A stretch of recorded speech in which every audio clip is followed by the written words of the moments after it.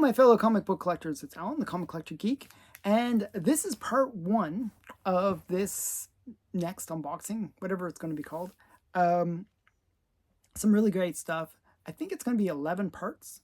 I'm going to show some pretty cool books. I was a little bit disappointed by one thing, though, with this unboxing.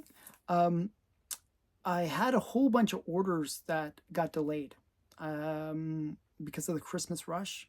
So they weren't able to come to me for this unboxing.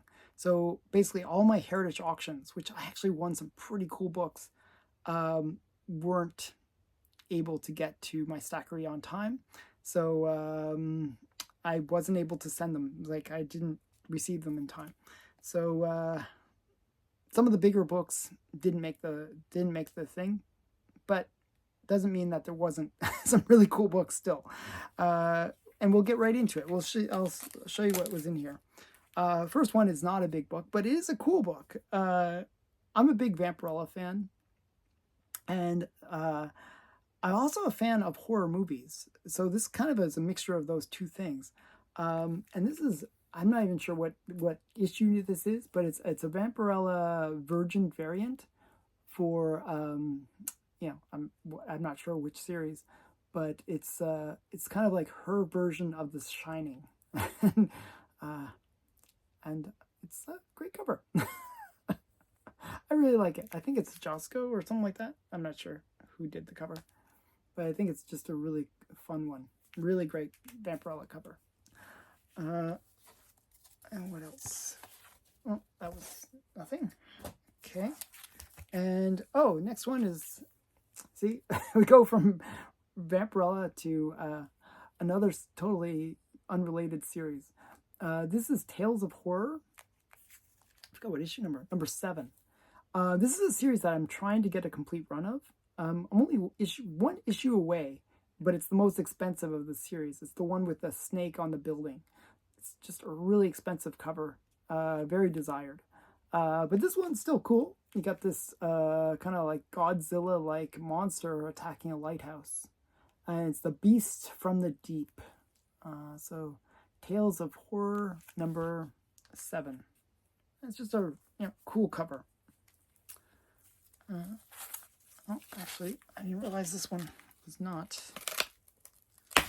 Okay. Oof. Okay. Well, I'll save this one. I don't know. Should I show this book? It is such a big book. So now, when I was saying there's like were big books that were not included, this was not one of them. This one did make it before I was able to send things, when I sent things out, I should say. This is a really big book, a huge book, and I got it for a great price. Oh wow. Okay, it's wow. Okay, so this is a Grail book. When I say big books, I mean Grail. This is a Grail. Probably considered to be one of the top 3 Precode horror covers of all time. Maybe top 5. I don't know. I think it's in the top 3. But it is Tomb of Terror number 15. And this is a classic exploding face cover. Like, it's like, I think he's a robot because there's like little gears and stuff coming out. But look at his eyeball, it's popping out. This is a classic cover. Now, this is a low-grade copy. It's complete, but it is a low-grade copy. The spine is completely split, and it's obviously faded. This is not the best presenting copy. But even in a 0.5, this book can go for around $3,000, which is a bit more money than I want to spend. I got this for $1,300, so I was quite happy to get it for that kind of price. And I think it actually still displays reasonably well, considering. Now, I actually think that they undergraded this book. It was graded as a 0.5, but it's complete. And I've seen books that are in this kind of condition get grade out at a 1.0. So if it grades out at a 1.0, that actually increases the value a lot. So I think it was a bit of a lucky find. So it's one that I'd like to get graded at some point. But let me take it out of the plastic and maybe show it a bit better here. Definitely a big book. Definitely. I didn't expect this to be, I didn't know where this was. So yeah. See, actually, it displays even better once you take it out of the plastic. It's a very nice presenting copy. I really like this book. Oh, wow. I'm so excited. So my goal for this year was to get all of the classic covers. And this is one of them. The Precode covers, I should say. This is Lee Elias. And just awesomeness. So, yeah. I didn't expect that. That was, so we went from, like, you know, we're going up in levels of comics. This next set of books are pretty cool too. Wow. We're starting out with a bang here. So the first one is Nickel Comics, number 3. And I just recently, like in this unboxing, I actually complete the collection of Nickel Comics. So Nickel Comics ran 8 issues. It is where Bullet Man, the guy right there, made his first appearance. And he's a fun character. I actually like Bullet Man. You know, the artwork, I actually read the first few issues of Nickel Comics. The artwork inside is not the greatest, but the stories are fun. And is actually a pretty good read. So yeah, Bullet Man is actually kind of like these quirky characters. So Bullet Man from Nickel Comics number 3. And then this one was another one that I thought was just interesting. And this is like, actually, I want to do a video about this book in a way. This is Crime Does Not Pay number 122. And it's just a crazy cover where the guy's getting tortured. And the reason this is interesting is you'll notice up at the top this stamp. And that's Bonnet's. Bonnet's defaced so many comics. It's incredible. Lots of Precode comics were defaced by them with these crazy stamps, these Bonnet stamps. And I want to do a video where I explain a little bit about them at some point. But just a cool Crime Does Not Pay cover. I mean, they're beating the guy up. It's a Charles Biro cover. And wait, don't. I needed the money. I needed the money too. I come first, Eddie. You're going to remember that after tonight. Just a really brutal cover. So yeah. And this next one is the Black Hood. Now this one is in a bit of rough shape because it's missing a big part, but it was really affordable. So I just, sometimes I pick up things just because it's a great price. This is one of the few covers in the Golden Age where they show lots of blood. You can see blood dripping from this guy's hand right here. And this is actually my first comic with the Black Hood. So I kind of wanted to pick up a copy, and this was really affordable, so I ended up picking up a copy. So the Black Hood, number 14. Kind of a cool book. Actually, it's really interesting. You got, I'm not sure if you can see it, but this guy's painting. The guy comes, his arm goes through the painting and shoots at the Black Hood. Sadly, the Black Hood is the part that's missing, but definitely a cool cover still. Okay. This next one is interesting. So somebody had this book listed at $40,000. I have no idea why they listed it at $40,000, but I saw a second copy listed by somebody else for 20 bucks. So 40,000 or 20 bucks. Actually, it was funny because they actually sent me a best offer. Not, like, you know, sometimes when you watch things on eBay, they'll send you a discounted price, and it was like 36,000. That was the discounted price. I was like, that seems a little high. But I thought it was a kind of a cool book. Low census count. This is actually quite a hard book to find. I don't think it's worth 40,000 though, but it is definitely a cool book. This one actually requires a bit of censoring. Oh my goodness. Okay, one sec here. I gotta censor it a little bit. So just bear with me. Boop. Boop. Okay. I've moved beyond finger censoring. So now I've become more advanced. So this is Trip Story. It's kind of a parody on Toy Story. But you got this Barbie character, and she's without clothing. And it's just a really cool book. Really hard to find. Very low census count. I think 1 or 2 on the census. Yeah, just a hard book to find. And I picked it up for a really great price. So I thought, hey, why not? I don't think it's worth 40,000. I think it's more worth like $50 kind of level, but but still a cool book.